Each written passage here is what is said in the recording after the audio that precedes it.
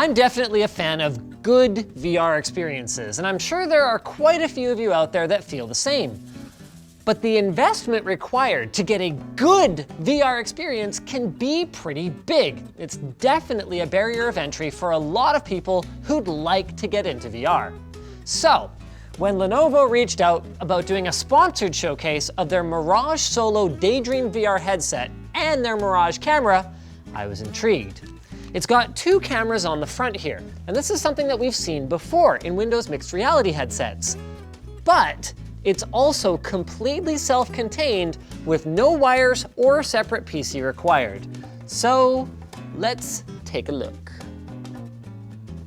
It's not actually on yet. We're just gonna roll the animated intro for now.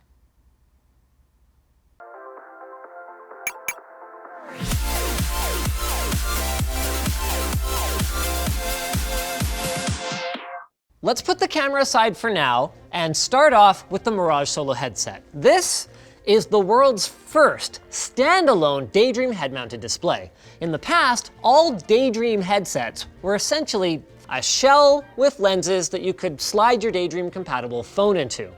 Side note here, Google only actually lists 10 phones as Daydream compatible on their website, 3 of which are Pixel devices. So if you want to go that route, make sure you double check that list.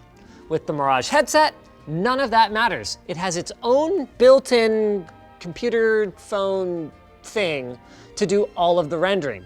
So standalone means there's no trip hazard wires all over the place and no external sensors that you have to drill into your wall or mount to your desk or whatever.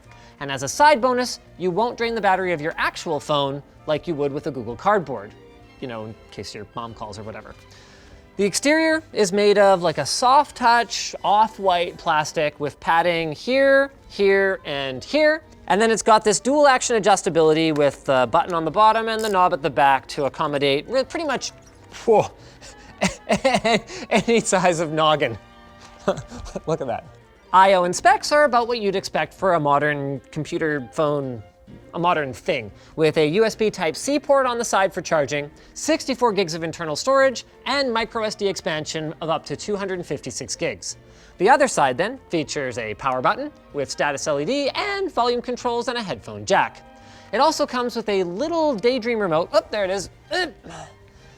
That, while fairly simple in design, works pretty well for the types of games that you'll be playing on a device like this. Which I guess means it's time to get started. I'm gonna fire up some Blade Runner here. So most of that seems pretty normal so far for a VR headset. So while Jake's getting Blade Runner fired up, I wanna talk you guys through what's really different here. The front is where things get really interesting. Sorry, here you go. Nice.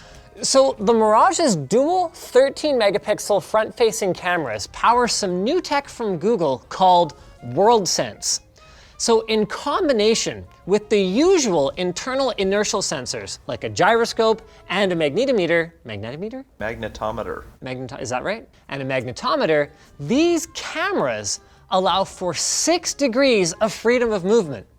That means the headset not only tracks your head, but also walking, dodging, leaning, whatever. You can pretty much move however you want. And information collected from the cameras should allow the headset to keep track of where you are, because even the best gyroscope is going to be subject to some degree of drift. Now, if you do obstruct the view of the cameras, or the room is too dark, WorldsSense will automatically fall back to tracking just your head. Then, once the camera's vision improves, it resumes full spatial tracking and can even remember where you were. It's pretty darn cool. Do you have it set up yet? I know how to do that. I am the world's biggest professional of all time.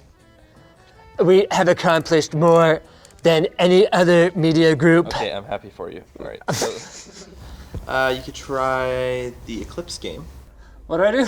I don't know, you should probably stand up. I feel like this is definitely a better game to be standing up in. Sure, okay. You want to reset your view. I mean, it's definitely still powered by phone graphics. Like, I don't want to set unrealistic expectations for people. And the tracking is what impresses me compared to other phone-based VR solutions that I've tried before. So this one's pretty cool, and a couple of the other games that kind of stood out over the last week or so are Fire Escape and then Blade Runner Revelations, depending on whether you're more into puzzle solving action or story. Now, with that said, if educational content is more your jam, the BBC actually created an incredible underwater exploration of the California coast, and Google has a tech demo that they're calling Audio Factory. Now, it's mostly just a showcase for simulated spatial sound, but it's also a good bit of fun, especially since it's free. Also, for the non-gamers, YouTube VR can be a great reason to try out VR. I mean, everyone knows, I think, already that you can watch regular videos, like LTT, like they're on a big screen, but there's also thousands of existing VR 180 and VR 360 videos on the platform, and NextVR even lets you watch NBA League Pass games courtside in VR. And we're adding one more thing that you might want to watch. Where is it? Thank you. This is the Mirage camera.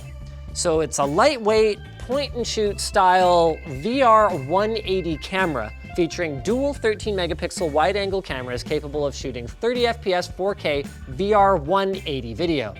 So it supports either saving content directly to your phone as a 2D video, uploading it straight to YouTube, or even live streaming at up to 4K VR 180 also to YouTube without any configuration required whatsoever. So we are going to be using this to do a VR tour of our office that you'll be able to watch over on the Lenovo YouTube channel. Now, the idea behind recording 180 degrees rather than 360 is that it doesn't require image stitching, which improves the image quality, and it can help with both ensuring that people don't interfere with what you're trying to film and maintaining the focus of your viewers. VR 180 can also be used to provide a super cool stereo 3D experience when you watch the footage back on a VR headset. It's actually really trippy.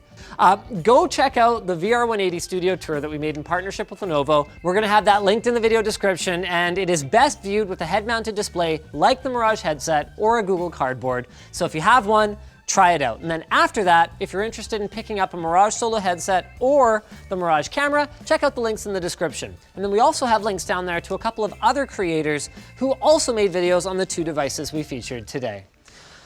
So thanks again to Lenovo for sponsoring this video. Thanks to you guys for watching. If you disliked this video, you can hit that button, but if you liked it, hit like, get subscribed, or maybe consider checking out where to buy the stuff we featured at the link in the video description. Okay, I kind of already said that, but it's part of the standard outro. What am I gonna do at this point? Also down there is our merch store, which has cool shirts like this one, and our community forum, which you should definitely join.